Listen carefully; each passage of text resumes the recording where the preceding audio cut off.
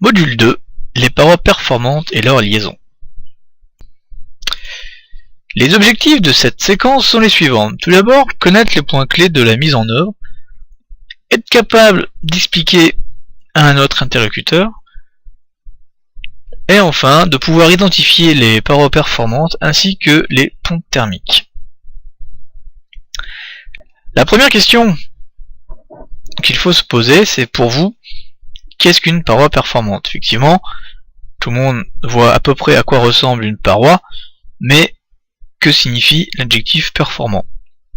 Pour cela, je vous laisse quelques secondes de réflexion afin de pouvoir lister les différents éléments qui peuvent être apportés à une paroi performante.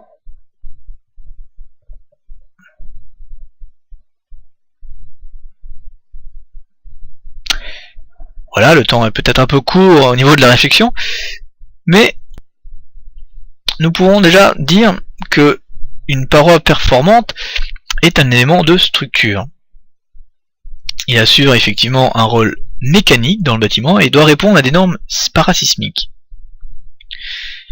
Quel que soit le système constructif, le bâtiment doit faire l'objet d'une étude préalable par un bureau d'études.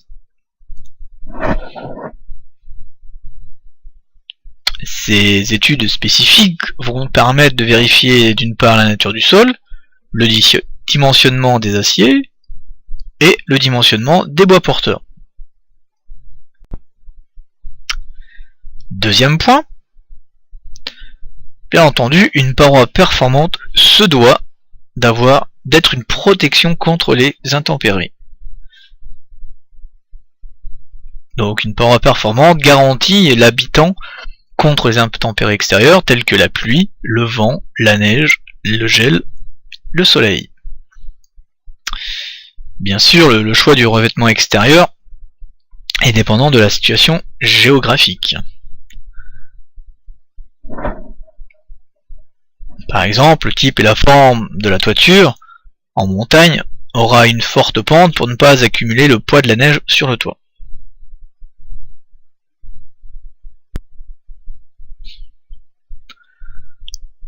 Alors, en ce qui concerne la protection contre les intempéries, certains matériaux résistent naturellement à la pénétration de l'eau de pluie. On peut citer les pierres dures, les briques apparentes et le béton. Dans ce cas-là, l'ajout d'un revêtement extérieur n'est alors pas nécessaire. En revanche, il faudra prendre garde, bien sûr, à l'état des joints entre les différents éléments de structure et aussi les menuiseries. Donc là, nous sommes bien en présence de matériaux imperméables. Par contre, à l'inverse, les matériaux poreux doivent impérativement être protégés, tels que la terre, les briques, les blocs de béton manufacturés, plus communément appelés parpaings. Donc ces matériaux poreux doivent être revêtus. L'enduit, c'est le moyen le plus répandu et le plus ancien, bien sûr, pour assurer cette protection. Son choix doit être adapté au type de support. Ce qu'on appelle aussi le rôle du bardage, du pare-pluie ou de l'enduit.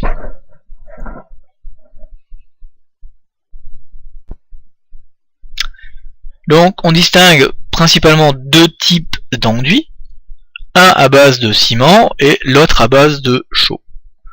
Nous allons détailler maintenant le premier enduit, les enduits à base de liant hydraulique. On peut dire que ces enduits-là sont fortement utilisés en construction neuve, puisque peu coûteux. Alors la procédure, c'est à appliquer sur un support sans poussière, bien entendu. Il va empêcher les infiltrations d'eau par l'extérieur. Par contre, il ne permet pas l'évaporation de l'eau contenue dans les murs. Sauf bien entendu avis technique par rapport à la propriété perspirante du produit. Par conséquent, il est à déconseiller sur les parois perspirantes, les murs anciens soumis à des remontées d'humidité du sol, puisque cela va engendrer des sources de dégradation, puisque l'eau sera prisonnière à l'intérieur et ne pourra plus migrer vers l'extérieur. A l'inverse, on pourra utiliser les enduits à base de chaux et de plâtre, éléments naturels, lorsque nous serons face à des bâtiments anciens. Alors c'est plus coûteux et plus long à appliquer qu'un enduit à base ciment. Donc lui, il empêchera aussi les infiltrations d'eau par l'extérieur. Par contre, il va nous permettre une meilleure évaporation de l'eau contenue dans les murs. Il est donc bien entendu recommandé sur les parois perspirantes. Alors maintenant, quand nous parlons de parois performantes, que peut-on dire par performance? On va introduire ici la notion de résistance au transfert de chaleur. Alors un peu de physique, le flux de chaleur traversant une paroi, que nous voyons ici, là ici nous avons simulé une paroi, le flux de chaleur va bien sûr du plus chaud vers le plus froid. En l'occurrence, si nous sommes en hiver, nous avons le côté intérieur du bâtiment et le côté extérieur. Donc le flux de chaleur va dépendre de son épaisseur, en mètres, et de sa conductivité thermique, lambda. Cela nous donne la formule suivante. R, la résistance, est égale à E sur lambda, épaisseur sur la conductivité thermique, avec pour unité des mètres carrés Kelvin par watt. Alors, attardons-nous un peu sur ces termes scientifiques. On peut dire que la conductivité thermique lambda est une caractéristique propre à chaque matériau. Elle indique la quantité de chaleur qui se propage en une seconde à travers 1 mètre carré d'un matériau épais d'1 mètre lorsque la différence de température entre les deux faces est de 1 degré Kelvin, soit 1 degré Celsius, puisque nous avons une échelle linéaire. C'est pourquoi la conductivité thermique s'exprime en watts divisé par des mètres Kelvin. Alors bon, ce jargon un peu technique, nous, pour résumer, on peut dire que plus la conductivité thermique est élevée, plus le matériau est conducteur de la chaleur. À l'inverse, plus elle est faible, plus le produit est isolant. Donc nous, dans notre recherche de parois performantes, on va s'attacher à trouver des lambda très faibles. Alors, petit bémol, ce coefficient n'est valable que pour les matériaux homogènes, il n'a pas de sens pour les matériaux hétérogènes, au travers desquels la chaleur se propage en même temps par conduction, convection et rayonnement. Donc toujours pareil, pour garder une paroi performante, le coefficient, et nous le verrons plus tard dans d'autres séquences, le coefficient de conductivité thermique d'un matériau varie en fonction de la température et de l'humidité de celui-ci. Alors nous pouvons citer en exemple d'isolation BBC recommandée, bien que comme nous l'avons vu précédemment, il n'y a pas de valeur garde-fou en RT 2012 puisque nous validons thermiquement l'ensemble du bâtiment. Mais pour avoir un ordre de grandeur, il est bon d'avoir quelques repères. Donc pour les murs, on estime un R paroi de 5, un R de 5, 1 mètre carré Kelvin par watt, ce qui correspond à peu près à 16-20 cm d'isolant. Pour le sol, on penchera plutôt pour un R de 4. Et en toiture, un R de 8, c'est-à-dire 30 à 40 cm d'isolation. Je le rappelle, attention à ne pas détériorer la performance thermique d'une paroi par des ponts thermiques intégrés. Pour ça que la RT 2012 nous oriente plutôt vers une solution ITE plutôt que ITI, isolation thermique intérieure ou extérieure. Alors, bien sûr, les ponts thermiques intégrés, de fait, nous ne pouvons y échapper. Alors, ici, nous introduisions une notion de thermographie par l'intermédiaire de ce thermogramme. Alors ici, on visualise grâce à la caméra thermique des ponts thermiques intégrés qui sont très visibles ici.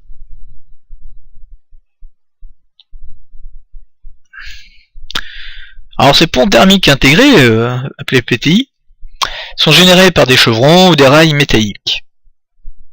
Ce que nous ne détectons pas à l'œil nu, bien entendu. Là ici, nous voyons le rayonnement et une chute de température, puisque nous voyons un écart de température assez conséquent, de l'ordre de 4 degrés.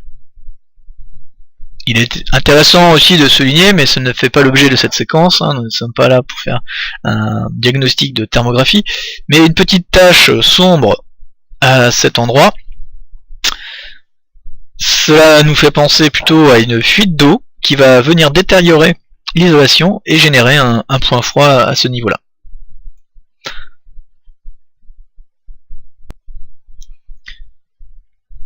Donc, si l'on fait un petit calcul au niveau des ponts thermiques, qu'est-ce que signifie un pont thermique intégré, et quelle est la conséquence sur la performance de ma paroi? Alors, ceci est un document extrait des règles THU4, qui est en cours de révision. Mais on voit ici que les rails placo, par exemple dans ce type d'isolation, nous amènent 46% de déperdition en plus dans la paroi. Nous avons ici un coefficient U. Alors le coefficient U, c'est l'inverse de la résistance. Donc sans pont thermique, on a un U de 0,251 watts par mètre carré Kelvin. Et si nous prenons en compte maintenant les rails métalliques à un intervalle de 0,6 mètres, nous avons une augmentation de notre coefficient U, d'échange superficiel, de 0,368 watts par mètre carré, d'accord, soit une augmentation de 50% de perte de consommation en plus, pardon. Donc là, nous serons assez vigilants maintenant sur le fait d'assurer une paroi isolante en limitant au maximum ces ponts thermiques intégrés.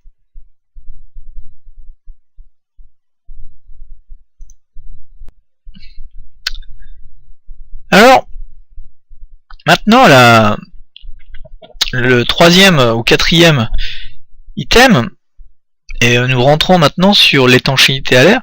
Une paroi performante se doit être une barrière aux infiltrations d'air. La paroi doit limiter les infiltrations d'air parasites. Alors, comment se faire Il s'agit d'assurer une mise en œuvre de qualité, ce qui n'était toujours pas le cas actuellement. Donc comment cela se traduit la continuité d'un revêtement suffit à elle seule à assurer l'étanchéité à l'air. Par contre, la moindre traversée de cette barrière d'étanchéité est un point faible. Alors côté extérieur, la qualité du gros œuvre du revêtement extérieur assure cette fonction. Nous le voyons sur notre petite image avec notre rendu. Mais cela ne suffit pas. Il faut compléter notre système, notre dispositif par un pare-vapeur ou un frein vapeur côté intérieur. Nous aborderons ces notions de pare-vapeur ou de frein vapeur ultérieurement dans notre formation. Donc là ici nous avons assuré une barrière complètement étanche à l'air qui va me permettre d'assurer les bonnes performances thermiques de mon isolation.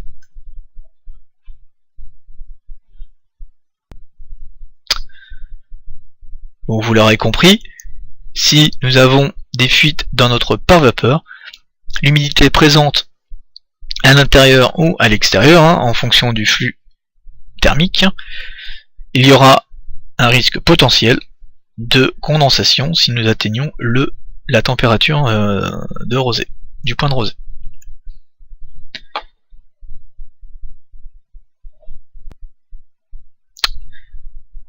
Donc, il faudra assurer une maîtrise des migrations de la vapeur d'eau, puisque l'air chaud, bien entendu, est chargé en vapeur d'eau.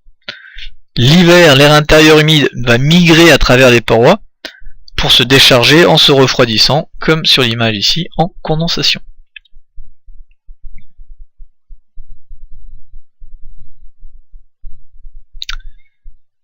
Une une paroi performante, elle, quant à elle, va favoriser l'évacuation de cette vapeur d'eau. Donc c'est pour ça que nous insistons sur la notion de perspirance.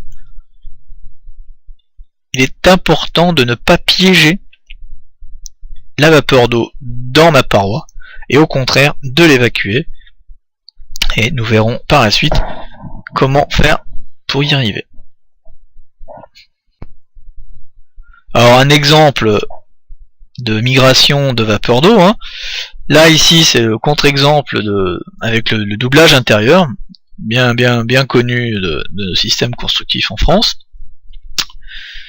Donc si on fait tout correctement, de manière correcte, hein, quand on assure l'étanchéité à l'air ici, avec des joints en haut et en bas, pour tour des menuiseries et boîtiers électriques étanches, donc nous voyons déjà que ces trois protections à l'étanchéité à l'air ne sont pas toujours assurées de manière correcte, hein.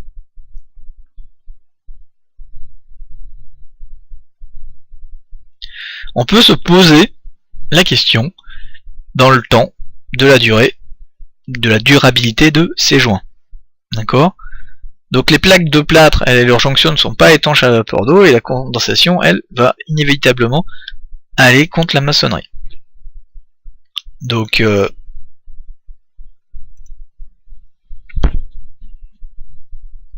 si l'air est bloqué, hein, la vapeur d'eau va pénétrer au niveau des joints entre les plateaux, et ainsi entre les panneaux d'isolant.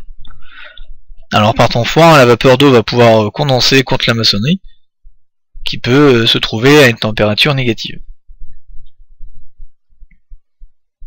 Hein, on peut rappeler que le DTU 20.1 qui traite des éléments maçonnés préconise un parement intérieur étanche avec une valeur SD de 2 mètres. En cas d'une paroi homogène, en cas de maçonnerie non isolante, hein, la valeur du placo à ordre de grandeur est inférieure à 1 mètre.